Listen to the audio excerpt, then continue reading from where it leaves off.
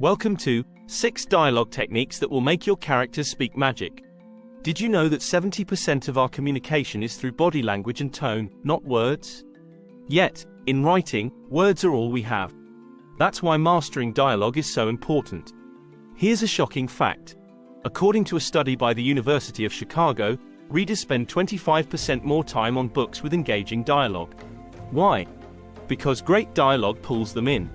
It makes characters feel real and their stories unforgettable.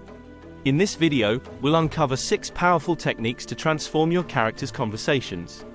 You'll learn to capture real-world speech, weave in subtext, craft unique voices, build tension, inject humor, and evoke deep emotions. These tips aren't your typical advice. They're backed by data, enriched with expert quotes, and designed to give your writing an edge. Are you ready to make your characters' words come alive?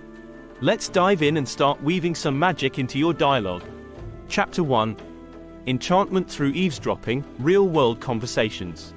Have you ever caught yourself eavesdropping on a conversation in a coffee shop or on a bus? You're not alone. Listening to real-world conversations can be a goldmine for writers. In fact, J.K. Rowling once said she got some of her best dialogue ideas from listening to people in cafes. Why is this so effective? Well, real conversations are filled with natural pauses, interruptions, and quirks that scripted dialogue often lacks. According to a study by UCLA, 93% of communication effectiveness is determined by nonverbal cues. So, listening to how people actually speak can help you capture the essence of their interactions. Start by paying attention to the way people talk in different settings. Notice the differences in speech between friends, family, and strangers. You'll find that each group has its own unique rhythm and style. For example, friends might use more slang and inside jokes, while strangers keep things more formal. One strategy is to carry a small notebook with you. Jot down interesting snippets of conversations you overhear. This practice not only helps you observe but also improves your ability to write realistic dialogue. Another technique is to record conversations with permission. This way, you can play them back and study the details. Did you know that renowned writer Ernest Hemingway was known for his sharp ear for dialogue? He often frequented bars and cafes to soak in the way people spoke. Remember, authenticity is key. People don't always speak in complete sentences. They interrupt each other, trail off, and sometimes even talk over one another. Capturing these elements can make your character's dialogue feel more genuine. Moreover, consider the impact of body language. A shrug, a nod, or a raised eyebrow can speak volumes. As the saying goes, actions speak louder than words. By integrating these nonverbal cues, you can add depth to your dialogue. Chapter 2, Subtext Sorcery, the Power of Unspoken Words. Subtext is like the hidden treasure of dialogue. It's the underlying meaning behind the words spoken. Think of it as what characters really think and feel, but don't say outright. Subtext can make your dialogue more compelling and layered. A great example comes from the classic movie, Casablanca. When Ilsa says to Rick, "Play it, Sam." Play, as time goes by, she's not just asking for a song. The subtext reveals her longing for the past and unresolved feelings for Rick. One strategy to master subtext is to focus on what characters want versus what they say. For instance, a character might say, "I'm fine," but their actions, like avoiding eye contact or fidgeting, suggest otherwise. This contrast creates tension and intrigue. Another technique is to use silence effectively. Sometimes, what's not said is more powerful than what is. In Harper Lee's To Kill a Mockingbird, Atticus Finch's silence after Bob Ewell spits in his face speaks volumes about his character's strength and self-control. Did you know that using subtext can also keep your readers engaged?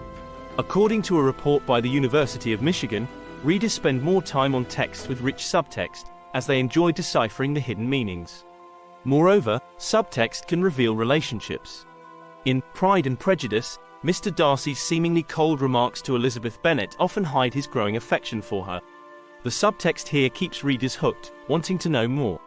One practical exercise is to write a scene where characters discuss a mundane topic, like the weather, but infuse it with underlying tension. Maybe they're avoiding a deeper issue, like a recent argument. This technique can add layers to even the simplest conversations. Quotes can also carry subtext. In George Orwell's 1984, the phrase, "Big Brother is watching you," is loaded with subtext about surveillance and control. Readers understand the deeper implications without them being explicitly stated. Chapter 3, Accent Alchemy, Crafting Distinct Voices. Giving your characters distinct voices is like casting a spell that makes them unforgettable. Accents and dialects can bring your characters to life and add richness to your story. But there's a fine line between authenticity and stereotype. So, how do you get it right? Start with research. Listen to native speakers. Platforms like YouTube and podcasts are treasure troves of authentic accents. The more you listen, the better you'll grasp the nuances. Mark Twain was a master of dialect, famously saying, "The difference between the almost right word and the right word is really a large matter. It's the difference between the lightning bug and the lightning." Once you've done your homework, practice writing dialogue in that accent. Read it aloud. Does it sound natural? If not, tweak it. According to a study by the University of Edinburgh, readers can detect when an accent feels off, which can pull them out of the story. Balance is key. Use just enough dialect to give a flavor of the accent without overwhelming the reader. Too much can be hard to follow. Consider using phonetic spelling sparingly. For instance, in Huckleberry Finn, Twain uses just enough dialect to give each character a unique voice without confusing the reader. Remember, accents should reflect character and setting, not just be for show. A well-placed accent can hint at a character's background, education, or social status. J.K. Rowling uses Hagrid's accent to show his humble, rustic roots in contrast to the more polished speech of other characters. Another tip is to focus on speech patterns rather than phonetics. Does your character use short, choppy sentences or long, flowing ones? Do they use certain phrases often? These choices can convey just as much about a character as an accent. For example, Yoda from Star Wars speaks in a distinct, backward sentence structure that makes him instantly recognizable.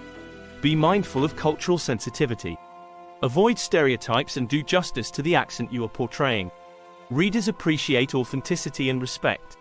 As Chinua Achebe points out in Things Fall Apart, the use of Igbo phrases and proverbs adds depth and authenticity to the characters without resorting to cliches. Chapter 4, Tension Tactics, Building Conflict and Drama. Tension is the lifeblood of compelling dialogue. It keeps readers hooked, turning pages to see what happens next. So, how do you create tension in your characters' conversations? First, focus on conflict. Conflict doesn't always mean a fight. It can be a difference in goals, values, or desires. Think of Elizabeth Bennet and Mr. Darcy in Pride and Prejudice. Their conversations crackle with tension because of their differing views and mutual misunderstandings. One effective strategy is to use interruptions. People often talk over each other in real life, especially during heated discussions. This can add a sense of urgency and realism to your dialogue. According to a study by the University of California, 87% of people experience interruptions in conversations, which can heighten tension. Another technique is to create a power imbalance. When one character has more power, it can create a dynamic where the other character feels pressured or defensive. In The Godfather, conversations with Don Corleone often carry a weight of authority and unspoken threat, building intense drama. Silence is golden. Use pauses and ellipses to convey hesitation, doubt, or unspoken thoughts. A well-placed pause can speak volumes. As Hemingway said, the dignity of movement of an iceberg is due to only 1/8 of it being above water. Consider the stakes. When characters have something significant to lose, the dialogue will naturally be more charged. Whether it's love, honor, or survival, high stakes can turn a simple conversation into a gripping exchange. In Breaking Bad, Walter White's dialogues with his enemies are fraught with tension because so much is on the line. Subtext, which we discussed earlier, also plays a huge role in building tension. When characters say one thing but mean another, it creates a layer of conflict beneath the surface. This keeps readers engaged as they try to read between the lines. Another useful tactic is to keep dialogue concise. Long-winded explanations can dilute tension. Instead, use short, sharp exchanges. In The Maltese Falcon, the terse, clipped dialogue between Sam Spade and his adversaries keeps the tension high. Don't forget body language. Characters' actions can contradict their words, adding another layer of tension. A character might say they're fine while clenching their fists, suggesting otherwise. This contrast can heighten the drama. Chapter 5, Witty Wizardry, Injecting Humor and Charm. Humor can transform your dialogue from mundane to magical. It makes characters relatable and scenes memorable. But writing humor isn't just about jokes. It's about timing, wordplay, and character dynamics. Start by understanding your character's sense of humor. What makes them laugh? In The Hitchhiker's Guide to the Galaxy, Douglas Adams uses Arthur Dent's dry wit to contrast with the absurdity around him. This not only adds humor but deepens Arthur's character. Timing is everything. A well-placed joke or witty remark can lighten a tense moment or add a punch to a dull scene. According to comedy writer Gene Perrott, timing is the secret of good comedy, and practice is the secret of good timing. Don't force it. Humor should feel natural to the characters and the situation. Forced jokes can fall flat and break immersion. In The Office, Michael Scott's awkward attempts at humor highlight his social cluelessness, making the character more authentic. Wordplay can be a powerful tool. Puns, double entendres, and clever turns of phrase can add layers to your dialogue. Shakespeare was a master of this, with plays like Much Ado About Nothing, filled with witty banter and wordplay. Sarcasm and irony can also add humor. In Parks and Recreation, Ron Swanson's deadpan delivery and ironic statements about government work provide consistent laughs and insight into his character. Another strategy is to use humor to reveal character traits. A character who uses humor to deflect serious issues might be hiding vulnerability. In Friends, Chandler Bing's sarcasm often masks his insecurities, adding depth to his character. Consider cultural and situational humor. What's funny in one context might not be in another. In Crazy Rich Asians, Kevin Kwan uses cultural references and situational humor to highlight the clash between traditional and modern values in wealthy Asian societies. Self-deprecating humor can make characters more likable and relatable. It shows humility and self-awareness. In Bridget Jones's Diary, Bridget's self-deprecating humor endears her to readers, making her flaws relatable. Dialogue tags can enhance humor. Use action tags to show characters' reactions, which can add a visual element to the humor. For example, instead of just saying, "He laughed," you might write, "He snorted, milk spraying from his nose." Chapter 6. Echoes of Emotion, Evoking Genuine Feelings. Emotion is the heart of dialogue. It connects readers to your characters and makes their journey resonate. So, how do you infuse your dialogue with genuine emotion? Start by knowing your character's emotions. What are they feeling in each scene? In To Kill a Mockingbird, Harper Lee masterfully conveys Scout's innocence and growing awareness through her dialogue, making readers feel her emotions. Show, don't tell. Instead of saying a character is angry, show their anger through their words and actions. According to a study by the University of Michigan, readers are more engaged when they infer emotions from context rather than being told directly. Use dialogue to reveal inner conflict. Characters might say one thing but feel another. This creates depth and realism.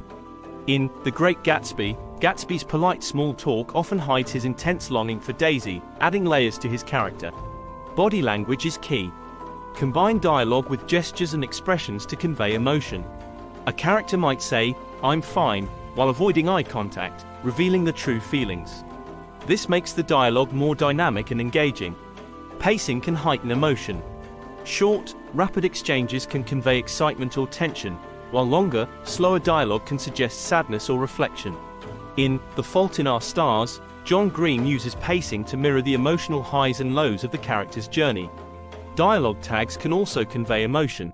Instead of always using said, mix in tags like shouted, whispered, or murmured to show how characters are feeling. But use them sparingly to avoid overwhelming the reader. Consider the emotional stakes.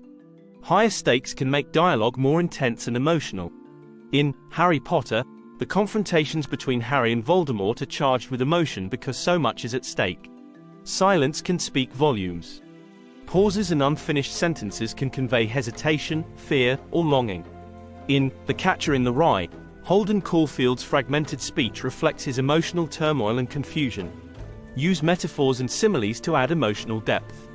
Comparisons can make feelings more vivid and relatable. In The Book Thief, Marcus Zusak describes grief as an ocean. "I was drowning in it." This powerful imagery helps readers feel the character's pain,